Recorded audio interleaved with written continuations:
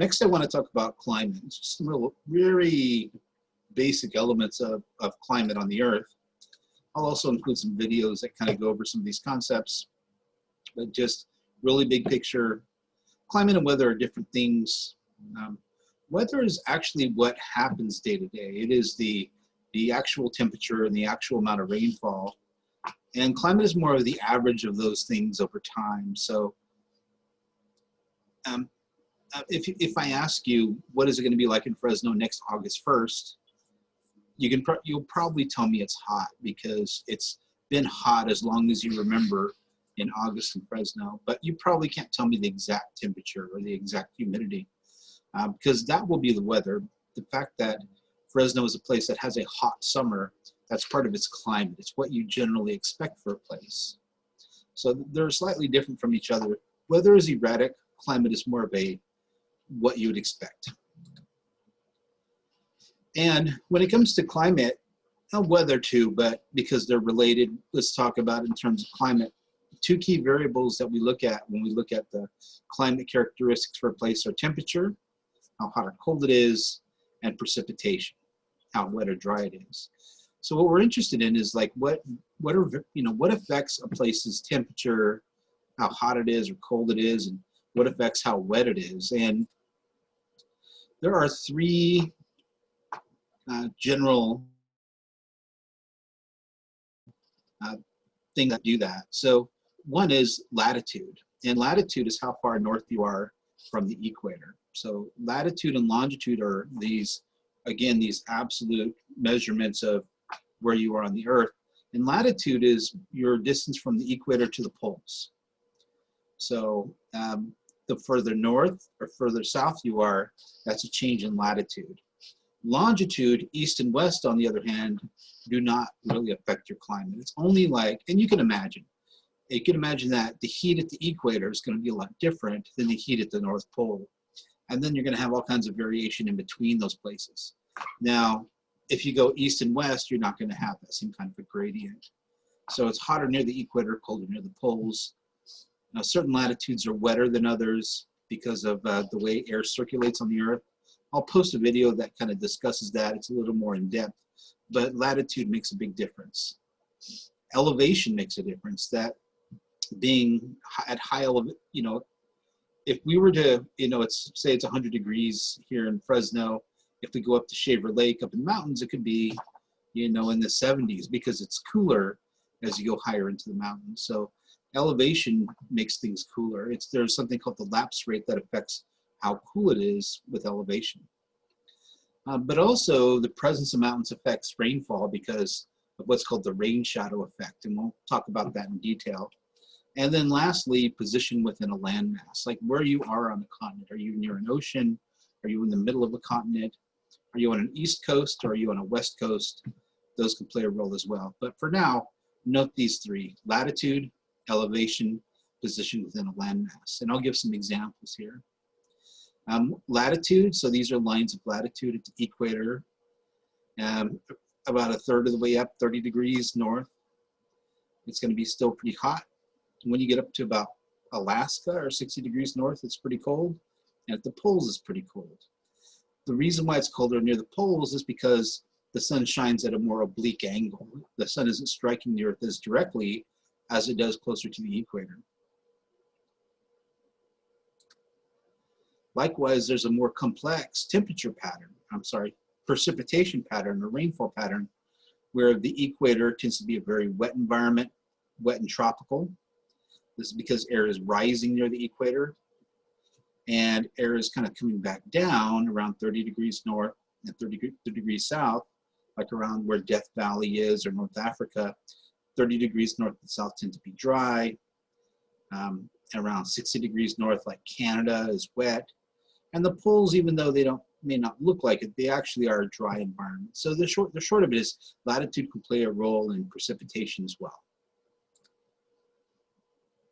So this is kind of a simplification, but if you look at the different latitudes, 0, 30, 60, and 90, and each one of them has a different combination. At the equator, conditions are hotter and wetter.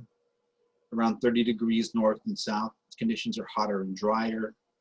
Around 60 degrees north, it tends to be cold and wet, and at the poles, it tends to be cold and dry. So this is the role of latitude.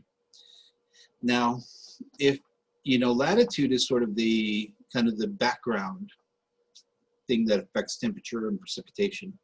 But as you zoom in, other things can play a role as well. One thing about latitude as well is that it affects the seasonality, that in the tropical zones near the equator, there's really not much of a winter. It's pretty warm year round. And as you get away from the equator, you have much more extremes in temperature.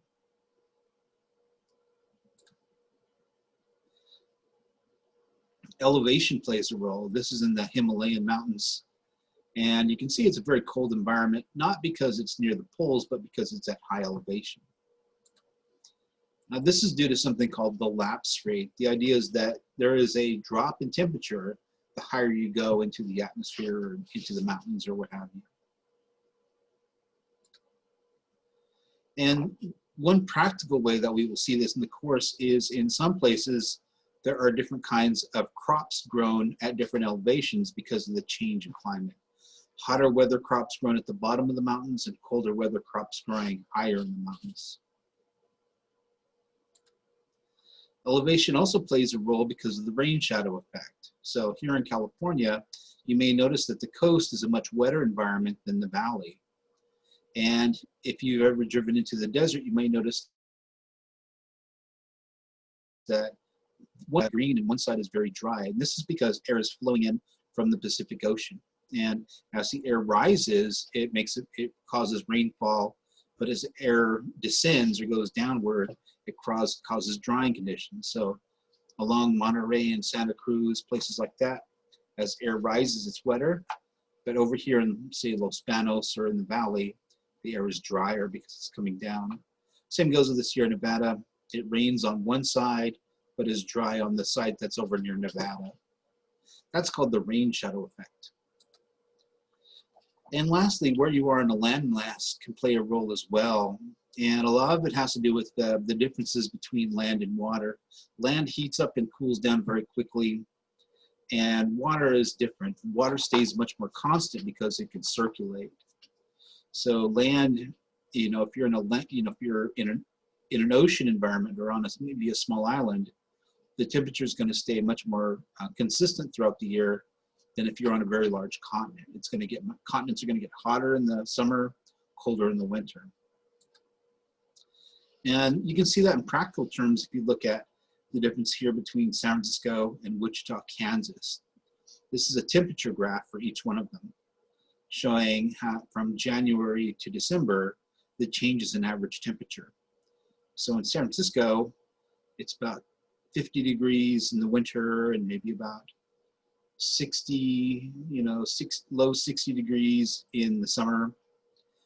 Wichita, Kansas, on the other hand, is like freezing in the wintertime and pretty darn hot in the summertime. You can see it's a big, much taller curve than San Francisco. Now, both of these are at the same elevation and same latitude, but the difference between them is that San Francisco is near the ocean and Wichita is not. So being far from the ocean has that effect on Wichita. It is much more of an extreme environment than San Francisco. We call that continental climates versus marine climates. We'll be talking about that later on. You can see that even on a much more local scale.